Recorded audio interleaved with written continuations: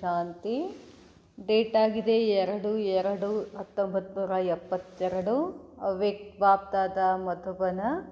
ಅವ್ಯಕ್ತ ಮುರಳಿ ಮಹಾವಾಕ್ಯ ಆಗಿದೆ, ಪ್ರೀತ ಬುದ್ಧಿ ಕಿ ನಿಶಾನಿಯ. ಪ್ರೀತ ಬುದ್ಧಿಯ ನಿಶಾನಿ ಏನು? ಸಭಿ ಅವ್ಯಕ್ತ ರೂಪ ಮೇ ಸ್ಥಿತ ಹೋ. ಎಲ್ಲರೂ ಅವ್ಯಕ್ತ ಸ್ಥಿತಿನಲ್ಲಿ ಸ್ಥಿತ ಆಗಿದ್ದೀರಿನು. यह तो जानते हो अव्यक्त मिलन अव्यक्त स्थिति में स्थित रहने से ही कर सकते हो.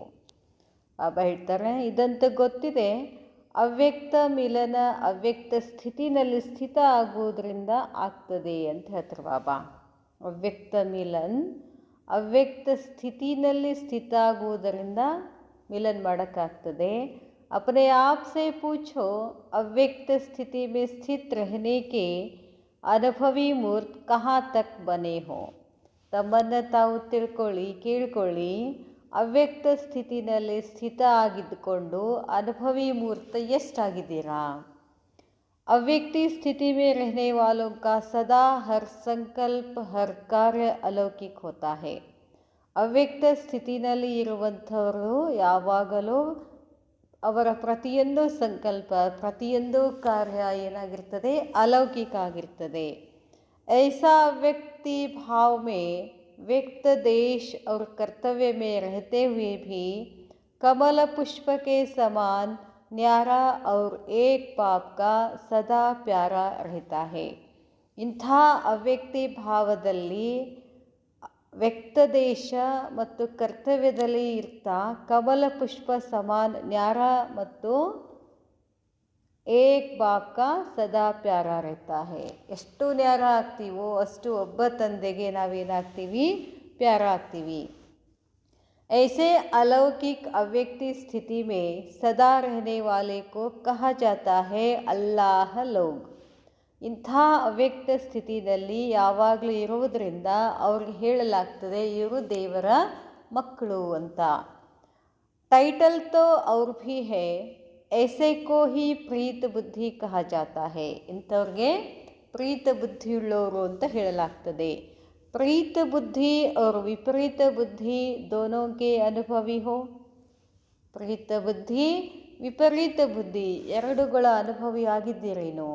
इसलिए आप लोग मुख्य स्लोगन लिखते भी हो. ಅದಕ್ಕಾಗಿ ತಾವು ಮುಖ್ಯ ಸ್ಲೋಗನ್ ಬರೀತೀರಾ.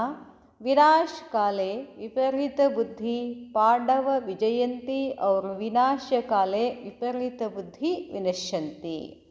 ಬಾಬಾ ಹೇಳ್ತಾರೆ, ವಿನಾಶ ಕಾಲ ಪ್ರೀತ ಬುದ್ಧಿ ಪಾಂಡವರು ವಿಜಯಂತಿ ಆಗ್ತಾರೆ. ಅವರು ವಿನಾಶ ಕಾಲ ವಿಪರೀತ ಬುದ್ಧಿ ಹೇಳೋರು ಏನಾಗ್ತಾರೆ? विनश्यंती ಆಗ್ತಾರೆ, विनाश ಆಗ್ತಾರೆ. इस स्लोगन को सारे दिन में अपने आप से लगाते हो कि कितना समय प्रीत बुद्धि अर्थात विजयी बनते हैं और कितना समय विपरीत होने से हार खा लेते हैं. ಅದಕ್ಕಾಗಿ ಈ ಸ್ಲೋಗನನ್ನು ಇಡೀ ದಿನ ನೆನಪು ಮಾಡ್ಕೊಳ್ಬೇಕು. ಯಾವ ಸ್ಲೋಗನ್? ಪ್ರೀತ ಬುದ್ಧಿ ವಿಜಯಂತಿ ವಿಪರೀತ ಬುದ್ಧಿ ವಿನಶ್ಯಂತಿ ಏನು ಸ್ಲೋಗನ್ ಇದೆಯಲ್ಲ, ಅದನ್ನು ಇಡೀ ದಿನ ನೆನಪು ಮಾಡ್ತಾ ಮಾಡ್ತಾ ಇದ್ದರೆ ಎಷ್ಟು ಸಮಯ ಪ್ರೀತ ಬುದ್ಧಿ ಅರ್ಥಾತ್ ವಿಜಯಿ ಆಗ್ತೀರಾ, ಅವ್ರು ಕಿತ್ನಾ ಸಮಯ ವಿಪರೀತ ಹೋನೆ ಸೆ ಹಾರ್ ಖಾ ಲೇತೆ ಹೇ, ಎಷ್ಟು ಸಮಯ ವಿಪರೀತ ಬುದ್ಧಿಯುಳ್ಳವರಾಗಿ ಸೋಲ್ ಅನುಭವಿಸ್ತೀರಾ ಅಂತ ಕೇಳ್ತಾರೆ ಬಾಬಾ.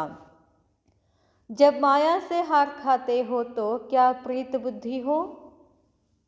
ಮಾಯೆಯಿಂದ ನೀವು ಸೋಲ್ತೀರಿ ಅಂತಂದರೆ ನೀವು ಪ್ರೀತ ಬುದ್ಧಿ ಉಳ್ಳವರು ಅಂತ ಹೇಳ್ತಾರೇನೋ. ಪ್ರೀತ ಬುದ್ಧಿ ಅರ್ಥಾತ್ ವಿಜಯಿ.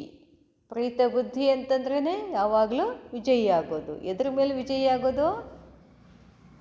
ನಮ್ಮಲ್ಲಿರ್ತಕ್ಕಂಥ ವಿಕಾರಗಳ ಮೇಲೆ ವಿಜಯಿ ಆಗೋದು. ತೋ ಜಬ್ ದೂಸರೋಂ ಕೋ ಸುನಾತೆ ಹೋ ಕಿ ವಿನಾಶ ಕಾಲೇ ವಿಪರೀತ ಬುದ್ಧಿ ಮತ್ ಬನೋ. ಅದಕ್ಕೆ ಬಾಬಾ ಹೇಳ್ತಾರೆ, ಯಾವಾಗ ಬೇರೆದವ್ರಿಗೆ ಹೇಳ್ತೀರಾ ವಿನಾಶ ಕಾಲ ವಿಪರೀತ ಬುದ್ಧಿ ಆಗಬೇಡಿ ಅಂತ, प्रीत बुद्धि बनो तो अपने को भी देखते हो कि इस समय हम प्रीत बुद्धि हैं व विपरीत बुद्धि हैं. ಬೇರೆದವ್ರಿಗೆ ಹೇಳ್ತಾ ಇರ್ತೀವಿ ಪ್ರೀತ ಬುದ್ಧಿಯುಳ್ಳವರಾಗಿ ವಿಪರೀತ ಬುದ್ಧಿ ಬೇಡ ಅಂತ. ಆ ಥರ ಹೇಳುವಾಗ ನಮ್ಮನ್ನು ನಾವು ಚೆಕ್ ಮಾಡ್ಕೊಳ್ಬೇಕು, ನಾವೆಷ್ಟು ಪ್ರೀತ ಬುದ್ಧಿಯುಳ್ಳವರಾಗಿದ್ದೀವಿ ವಿಪರೀತ ಬುದ್ಧಿಯುಳ್ಳವರಾಗಿದ್ದೀವಿ ಅಂತ. ಅದಕ್ಕೆ ಬಾಬಾ ಹೇಳ್ತಾರೆ, तो जब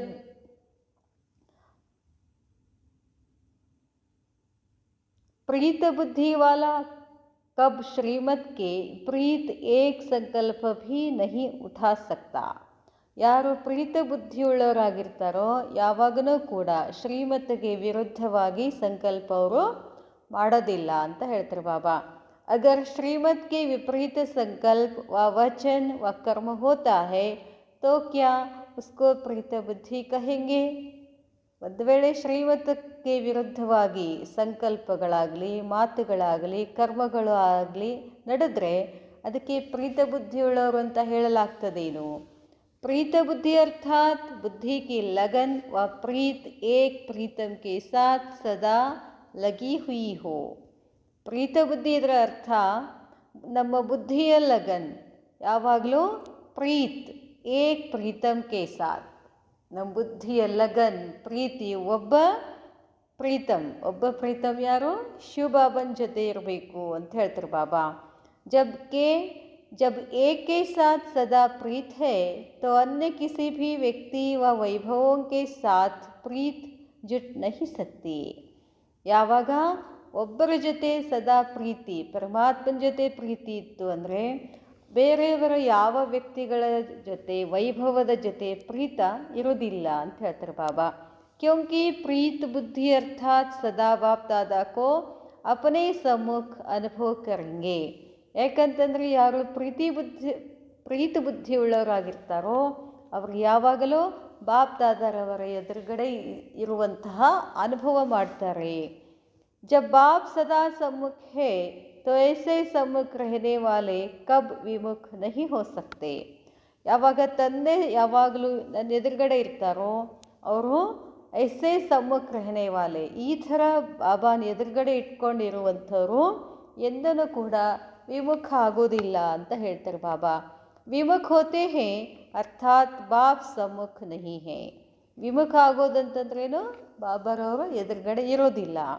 प्रीत बुद्धि वाले सदैव बाप के सम्मुख रहने के कारण उनके मुख से उनके दिल से सदैव यही बोल निकलते हैं, तुम ही से खाऊं, तुम ही से खाऊं, तुम ही से बैठूं, तुम ही से बोलूं, तुम ही से सुनूं, तुम ही से सर्व संबंध निभाऊं, तुम ही से सर्व प्राप्ति करूं.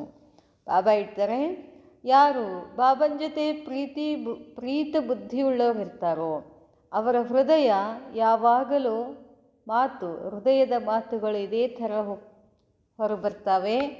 ಏನಂತ, ನಿನ್ನ ಜೊತೆನೇ ಊಟ ಮಾಡ್ತೀನಿ, ನಿನ್ನ ಜೊತೆನೇ ಕುಳಿತುಕೊಳ್ತೀನಿ, ನಿನ್ನ ಜೊತೆನೇ ಮಾತಾಡ್ತೀನಿ, ನಿನ್ನ ಮಾತುಗಳನ್ನೇ ಕೇಳ್ತೀನಿ, ಎಲ್ಲ ಸಂಬಂಧಗಳನ್ನು ನಿನ್ನ ಜೊತೆನೇ ನಿಭಾಯಿಸ್ತೀನಿ. ಮತ್ತು ಹೇಳ್ತಾರೆ ಬಾಬಾ, ನಿನ್ನಿಂದನೇ ಎಲ್ಲವನ್ನ ಕೇಳ್ತೀನಿ, ಎಲ್ಲ ಪ್ರಾಪ್ತಿ ನಿನ್ನಿಂದಾನೆ ಅಂತ ಹೇಳ್ತಾ ಇರ್ತಾರೆ ಅಂತ ಹೇಳ್ತಾರೆ ಬಾಬಾ. ಯಾರು ಬಾಬನ ಜೊತೆ ಪ್ರೀತ ಬುದ್ಧಿಯುಳ್ಳವರು. ಉನ್ಕೆ ನೈನ್ ಉನ್ಕಾ ಮುಖಡ ನ ಬೋಲ್ತೆ ಹುಯೇ ಭೀ ಬೋಲ್ತೆ ಹೇ. ಅವರ ಕಣ್ಣುಗಳು, ಅವರ ಮುಖ, ಬಾಯಿ ಏನು ಹೇಳಿಲ್ಲ ಅಂತಂದ್ರು ಗೊತ್ತಾಗ್ತದೆ ಇವರು ಪರಮಾತ್ಮನ ಮಕ್ಕಳು ಅಂತ. ಐಸೆ ವಿನಾಶ ಕಾಲೇ ಪ್ರೀತ ಬುದ್ಧಿ ಬನೆ ಹೋ अर्थात एक ही लगन में एक रस स्थिति वाले बने हो.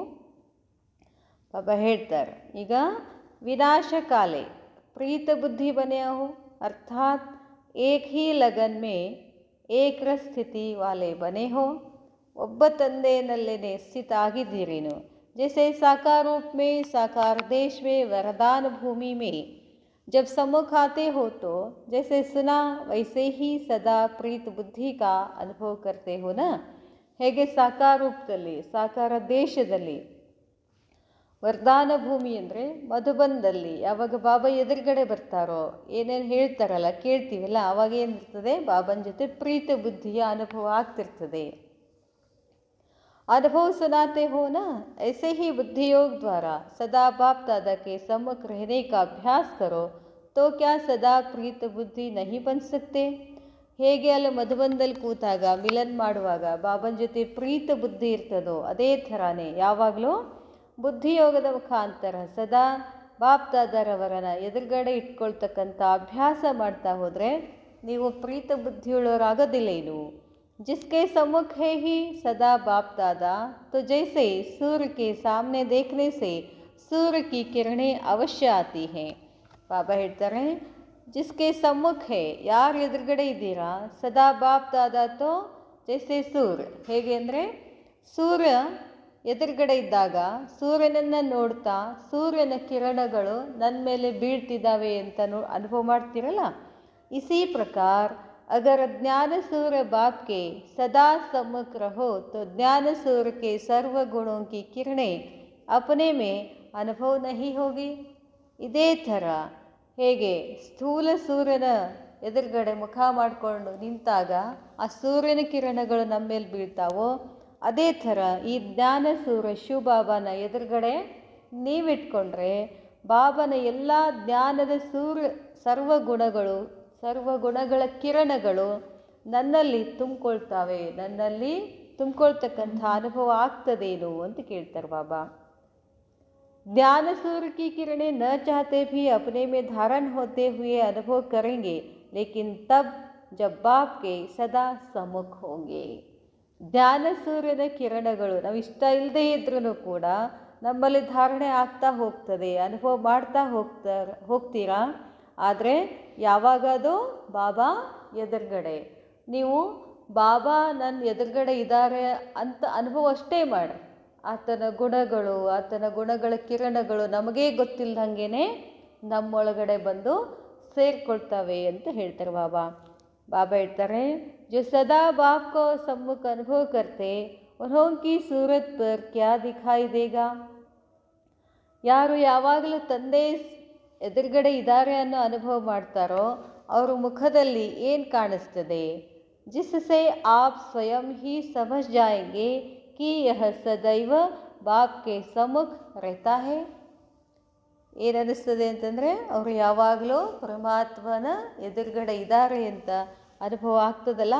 जो साकार में भी सम्मुख रहते हैं उन्होंने सूरत पर क्या रहता है. ಸಾಕಾರದಲ್ಲಿ ಯಾರಾದರೂ ನಮಗೆ ಇಷ್ಟ ಆದವರು ಎದುರುಗಡೆ ಇದ್ದಾಗ ನಮ್ಮ ಮುಖ ಹೆಂಗಿರ್ತದೆ, ಖುಷಿ ಆಗ್ತೀವಲ್ಲ. ಭಾಳ ದಿವಸ ಭೇಟಿ ಆಗ್ಲಾರವರು, ನಮಗೆ ಯಾವಾಗಲೂ ಅವರೇ ಇರಬೇಕು ಅನ್ನೋರು ಎದುರುಗಡೆ ಇದ್ದಾಗ ಏನಾಗ್ತದೆ, ಖುಷಿ ಆಗ್ತದೆ. ಮಗುಗೆ ತಾಯಿ ಎದುರುಗಡೆ ಇದ್ದಾಗ ಮಗು ಹೆಂಗಿರ್ತದೆ, ಅಷ್ಟು ಖುಷಿಯೊಳಗಿರ್ತದಲ್ಲ. ಅದಕ್ಕೆ ಅದನ್ನು ನೋಡ್ತಿರಲ್ಲ, ಅನುಭವ ಮಾಡ್ತಿರಲ್ಲ ಅಂತಾರೆ ಬಾಬಾ. ಬಾಬಾ ಹೇಳ್ತಾರೆ, बहुत पुराना शब्द है रिवाइज कोर्स चल रहा है ना, तो पुराना शब्द भी रिवाइज हो रहा है. ಇವೆಲ್ಲ ಹಳೆಯ ಶಬ್ದಗಳು ಮತ್ತೆ ರಿಪೀಟ್ ಆಗ್ತಾ ಇದೆ. ಬಾಬಾ ರಿವೈಸ್ ಮಾಡಬೇಕು. ಯಹ ಭೀ ಬುದ್ಧಿ ಕಿ ಡ್ರಿಲ್ ಹೈ. ಯಾಕೆ ರಿವೈಸ್ ಮಾಡಬೇಕು ಇದೆಲ್ಲ ಅಂತಂದರೆ ಇದು ಬುದ್ಧಿಯ ಎಕ್ಸಸೈಸ್ ಆಗಿದೆ. ಬುದ್ಧಿ ಮೇ ಮನನ್ ಕರ್ನೆ ಕಿ ಶಕ್ತಿ ಆ ಜಾಯೇಗಿ. ಈ ಥರ ಎಲ್ಲ ನೆನಪು ಮಾಡ್ಕೊಂತಿದ್ರೆ ಬುದ್ಧಿಗೆ ಏನು ಬರ್ತದೆ, ಮನನ ಮಾಡ್ತಕ್ಕಂಥ ಶಕ್ತಿ ಬರ್ತದೆ. अच्छा, एक तो उनकी सूरत पर अंतर्मुखता की व अंतर्मुखी की झलक रहती है, और दूसरा अपने संगम युग की और भविष्य की सर्व समान की फलक रहती है. ಬಾಬಾ ಹೇಳ್ತಾರೆ, ಒಂದು ಪರಮಾತ್ಮನನ್ನು ನೆನಪು ಮಾಡೋದ್ರಿಂದ, ಪರಮಾತ್ಮ ಎದುರಿಗೆ ಇಟ್ಕೊಳ್ಳೋದ್ರಿಂದ, ಪರಮಾತ್ಮನ ಸಮ್ಮುಖ ಇರೋದ್ರಿಂದ ಅವ್ರ ಮುಖ ಅಂತರ್ಮುಖಿಯಾಗಿ ಒಂದು ಹೊಳಪು ಕಾಣಿಸ್ತದೆ. ಅಷ್ಟೇ ಅಲ್ಲ, ಈ ಸಂಗಮದ ಮತ್ತು ಭವಿಷ್ಯದ ಎಲ್ಲ ಸ್ವಮಾನಗಳ ಫಲಕ್ ಇರ್ತದೆ ಅಂತ ಹೇಳ್ತಾರೆ ಬಾಬಾ.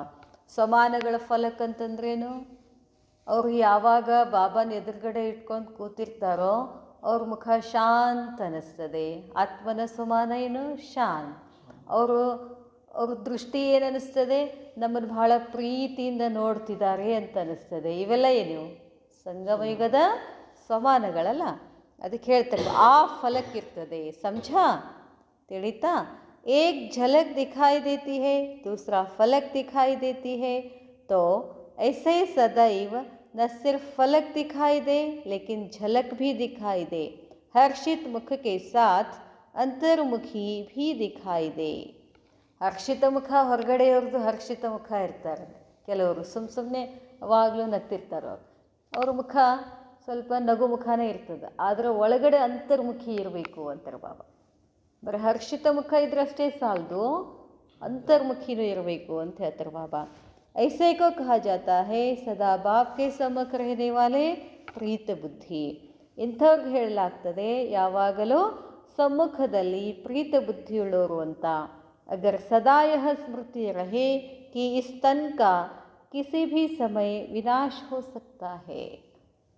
ನಿಮಗೆ ನೆನಪಿರಲಿ, ಈ ದೇಹ ಯಾವಾಗ ಬೇಕು ಅವಾಗ ಏನಾಗ್ಬೋದು, ಇದು ವಿನಾಶ ಆಗ್ಬೋದು ಅಂತ ಹೇಳ್ತಾರೆ ಬಾಬಾ. ಬಾಬಾ ಹೇಳ್ತಾರೆ, तो यह विनाश काल स्मृति में रहने से प्रीत बुद्धि स्वतः हो ही जाएंगे.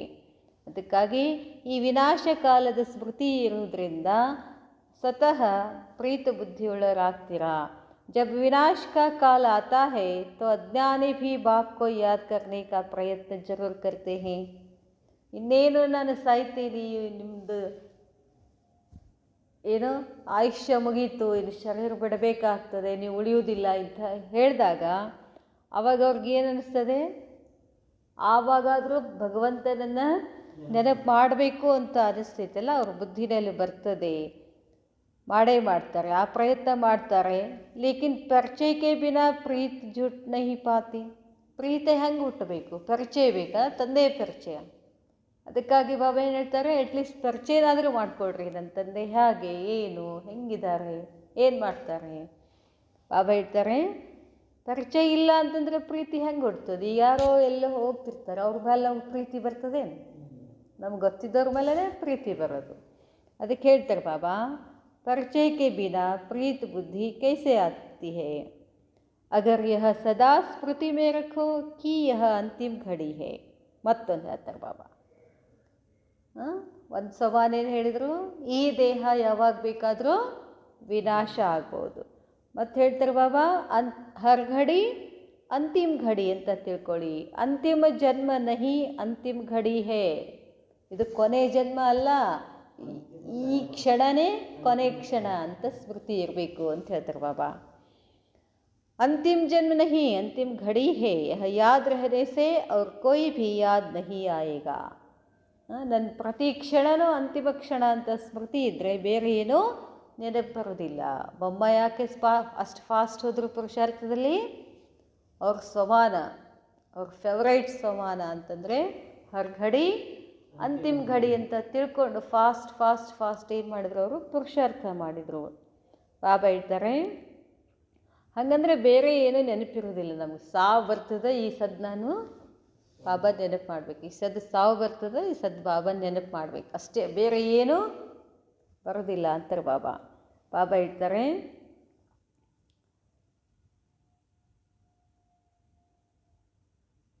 अंतिम जन्म नहीं अंतिम घड़ी है, यह याद रहने से और कोई भी याद नहीं आएगा. फिर ऐसे सदा प्रीत बुद्धि हो, ಶ್ರೀಮತ್ ಕೆ ವಿಪರೀತ ನಹಿ ಚಲ್ತೆ ಹೋ.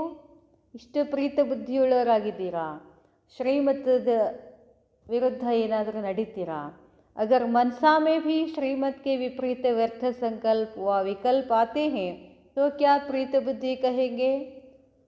ಮನಸ್ಸಿನಲ್ಲಿನೂ ಕೂಡ ವಿಪರೀತ ವ್ಯರ್ಥ ಸಂಕಲ್ಪಗಳು ಬಂದಿದ್ದಾವು, ವಿಕಲ್ಪಗಳು ಬರ್ತಾವು ಅಂತಂದರೆ ನಿಮಗೆ ಪ್ರೀತ ಬುದ್ಧಿಯುಳ್ಳವರಂತ ಹೇಳ್ತಾರೇನು? ऐसे ही सदा प्रीत बुद्धि रहने वाले विजयी रतन बन सकेंगे. ಇಂಥ ಪ್ರೀತ ಬುದ್ಧಿಯುಳ್ಳವರು ಮಾತ್ರ ವಿಜಯಿ ಆಗಲಿಕ್ಕೆ ವಿಜಯಿ ರತನ್ ಆಗ್ತಾರೆ.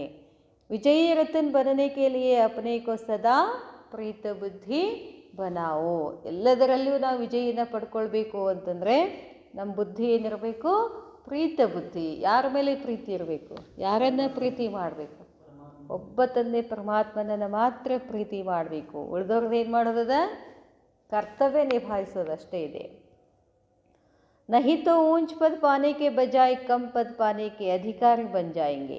ಇಲ್ಲ ಅಂತಂದರೆ ಶ್ರೇಷ್ಠ ಪದವಿ ಪಡ್ಕೊಳ್ಳೋದ್ರ ಬದಲಾಗಿ ಕಡಿಮೆ ಪದವಿ ಪಡ್ಕೊಳ್ಬೇಕಾಗ್ತದೆ. तो सभी अपने को विजयी रतन समझते हो. ಎಲ್ಲರೂ ತಮ್ಮನ್ನು ತಾವು ವಿಜಯी ರತನ ಅಂತ ತಿಳ್ಕೊಂಡಿದ್ದೀರೇನು? कहाँ भी किस प्रकार से कोई साथ प्रीत न हो, नहीं तो विपरीत बुद्धि की लिस्ट में आ जाएंगे. ಬಾಬಾ ಹೇಳ್ತಾರೆ, ಒಬ್ಬ ತಂದೆ ಪರಮಾತ್ಮನ ಮೇಲಿನ ಪ್ರೀತ ಬಿಟ್ಟು ಬೇರೆ ಏನಾದರೂ ಪ್ರೀತಿ ಮಾಡೋಕ್ಕೆ ಹೋದರೆ ಅದಕ್ಕೇನು ಹೇಳ್ತಾರೆ? ವಿಪರೀತ ಬುದ್ಧಿ ಲಿಸ್ಟ್ನಲ್ಲಿ ಬರ್ತೀರಾ. जैसे लोगों को प्रदर्शनी में संगम के चित्र पर खड़ा करके पूछते हो कि अभी आप कहाँ हो और कौन हो. ಪ್ರದರ್ಶನಿನಲ್ಲಿ ಸಂಗಮ ಚಿತ್ರ ತೋರಿಸ್ತಾ ನೀವು ಎಲ್ಲಿದ್ದೀರಾ, ನೀವ್ಯಾರು. संगम पर खड़ा करके क्यों पूछते हो, क्योंकि संगम है ऊंचते ऊंच स्थान व युग. ಸಂಗಮ ಅನ್ನೋದು ಸಂಗಮದಲ್ಲೇ ನಿಲ್ಲಿಸಿ ಯಾಕೆ ಕೇಳಿಸ್ತೀರಾ ಅಂತಂದರೆ ಆ ಸ್ಥಾನ ಶ್ರೇಷ್ಠ, ಅತಿ ಶ್ರೇಷ್ಠ ಇದೆ.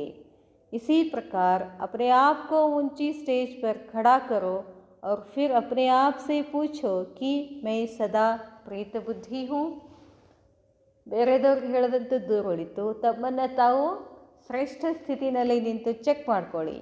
ನಾನು ಏನಿದ್ದೀನಿ, ಸದಾ ಪರಮಾತ್ಮನ ಪ್ರೀತ ಬುದ್ಧಿಯುಳ್ಳಾಗಿದ್ದೀನಾ, ವಾ ನಹಿ ಹೂँ ಅಥವಾ ಇಲ್ವೋ, ವಾ ಕಭಿ ಪ್ರೀತ ಬುದ್ಧಿ ಕಿ ಲಿಸ್ಟ್ ಮೇ ಆತೆ ಹೋ, ಕಭಿ ನಿಕಲ್ ಜಾತೆ ಹೋ. ಒಮ್ಮೊಮ್ಮೆ ಪ್ರೀತ ಬುದ್ಧಿನ ಲಿಸ್ಟ್ನಲ್ಲಿ ಬರ್ತೀರಾ ಅಥವಾ ಅಲ್ಲಿಂದ ಹೋಗ್ಬಿಡ್ತೀರೇನೋ. अगर अब तक भी सदा प्रीत बुद्धि नहीं बने, अर्थात कहाँ न कहाँ सूक्ष्म रूप में व स्थूल रूप में किससे भी कहाँ भी प्रीत लगी हुई है. ಪಾಪ ಹೇಳ್ತಾರೆ, ಇಷ್ಟೆಲ್ಲ ಆದಮೇಲೂ ಇನ್ನೂ ನೀವು ಅಲ್ಲಲ್ಲಿ ಇಲ್ಲಲ್ಲಿ ಸೂಕ್ಷ್ಮವಾಗಿ ವಸ್ತುಗಳ ಮೇಲೆ ಪ್ರೀತ ಅಥವಾ ವ್ಯಕ್ತಿಗಳ ಮೇಲೆ ಮಾನ್ ಶಾನ್ ಮೇಲೆ ಪ್ರೀತ ಏನಾದರೂ ಇಟ್ಕೊಂಡಿದ್ದೀರೇನು. तो वर्तमान समय जबकि पढ़ाई का कोर्स समाप्त हो और रिवाइज कोर्स चल रहा है, तो इससे समझना चाहिए परीक्षा का समय कितना समीप है. ಅದಕ್ಕೆ ಬಾಬಾ ಹೇಳ್ತಾರೆ, ವರ್ತಮಾನ ಸಮಯ ಇದು ಪಢಾಯಿ ಕೋರ್ಸ್ ಇದೆ, ಸಮಾಪ್ತ ಆಗ್ತದೆ ಅಂತಂದರೆ ರಿವೈಸ್ ಕೋರ್ಸ್ ನಡೀತದೆ. ಇದರಿಂದ ಏನಾಗ್ತದೆ ತಿಳ್ಕೋಬೇಕು. ನೀವು ಏನಂತ ತಿಳ್ಕೋಬೇಕು, ಟೈಮ್ ಏನಾಗ್ತಿದೆ, ಪಾಸ್ ಆಗ್ತಿದೆ ಅಂತ ತಿಳ್ಕೋಬೇಕು ಅಂತ ಹೇಳ್ತಾರೆ ಬಾಬಾ. ಬಾಬಾ ಹೇಳ್ತಾರೆ, जैसे आजकल कौरव गवर्नमेंट भी बीच बीच में पेपर लेकर उन्हों की मार्क्स फाइनल पेपर में जमा करती है, इसी प्रकार वर्तमान समय जो भी कर्म करते हो समझो प्रैक्टिकल पेपर दे रहे हैं और इस समय के पेपर के रिज़ल्ट फाइनल पेपर में जमा हो रही है. ಅದಕ್ಕೆ ಬಾಬಾ ಹೇಳ್ತಾರೆ, ಹೊರಗಡೆನೂ ಕೂಡ ಏನು ಮಾಡ್ತಾರೆ, ಇಡೀ ವರ್ಷ ಇಂಟರ್ನಲ್ ಟೆಸ್ಟ್ ತಗೋತಾರೆ, ಇಂಟರ್ನಲ್ ಮಾರ್ಕ್ಸ್ ಹಾಕ್ತಾರೆ, ಅವನ್ನೆಲ್ಲ ಏನು ಮಾಡ್ತಾರೆ, ಕೊನೆಗೆ ಫೈನಲ್ ಪೇಪರ್ನಲ್ಲಿ ಅವನ್ನೆಲ್ಲ ಏನು ಮಾಡಿಬಿಡ್ತಾರೆ, ಸೇರಿಸ್ಬಿಡ್ತಾರಲ್ಲ. ಹಾಗೆ ನಿಮ್ಮದು ಕ್ಷಣಕ್ಕೂ ನಿಮ್ಮದು ಏನಾಗ್ತಿರ್ತದೆ, ಎಕ್ಸಾಮ್ ನಡ್ತಿರ್ತದೆ, ಈ ಮಾರ್ಕ್ಸು ಕೊನೆಯಲ್ಲಿ ಸೇರಿಸ್ತಾರೆ ಅಂತ ಹೇಳ್ತಾರೆ ಬಾಬಾ.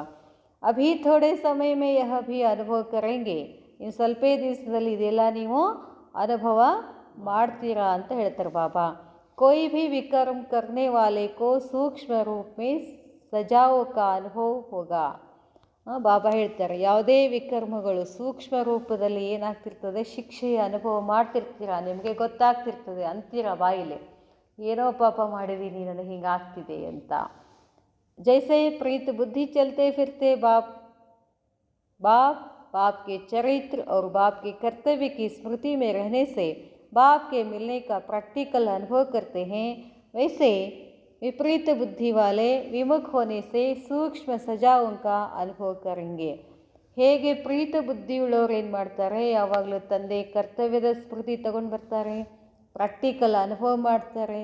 ಇನ್ನು ವಿಪರೀತ ಬುದ್ಧಿಯುಳ್ಳವ್ರು ಏನಾಗ್ತಾರೆ, ಯಾರಿಗೆ ವಿಪರೀತ ಬುದ್ಧಿ ಇದೆಯೋ ಅವ್ರಿಗೆ ಬಾಬಾನ ನೆನಪು ಮಾಡೋಕ್ಕಾಗೋದಿಲ್ಲ. ಬಾಬಾನ ನೆನಪು ಮಾಡೋಕ್ಕಾಗೋದಿಲ್ಲ ಅನ್ನೋದನ್ನು ಒಂದು ಶಿಕ್ಷೆ ಅಂತ ಹೇಳ್ತಾರೆ ಬಾಬಾ. ಅದೆಲ್ಲ ಅನುಭವ ಮಾಡ್ತೀರಾ. इसलिए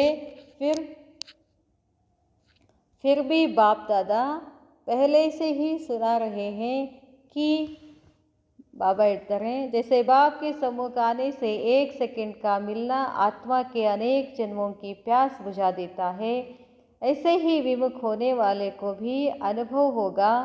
फिर उन सजाओं से छूटकर अपनी उस स्टेज पर आने में बहुत मेहनत लगेगी.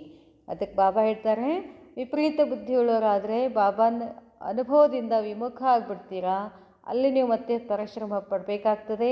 इसलिए पहले से ही वार्निंग दे रहे हैं कि अब परीक्षा का समय चल रहा है, ऐसे फिर उल्हाना नहीं देना. ಅದಕ್ಕೆ ಬಾಬಾ ಈಗ ಪರೀಕ್ಷೆ ಶುರು ಆಗಿದೆ, ಆಮೇಲೆ ನನಗೆ ನೀವು ಬಾಬಾ ನೀವು ಮೊದಲೇ ಹೇಳಿಲ್ಲ ಮಾಡಲಿಲ್ಲ ಅಂತ ಉಲ್ಲಾಹನ ಮಾಡಬೇಡಿ.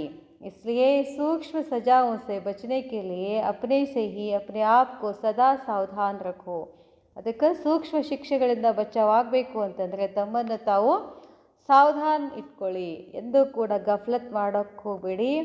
ಒಂದು ವೇಳೆ ಸ್ವಲ್ಪನೂ ಕೂಡ ಏನಾಗ್ತದೆ, ಗಫಲತ್ ಮಾಡಿದ್ರಿ ಅಂತಂದ್ರೆ ಏಕ ಸೌಗುಣ ದಂಡ ಸಿಗ್ತದೆ, ಸೌಗುಣ ದಂಡ ಭೀ ಸಿಗ್ತದೆ.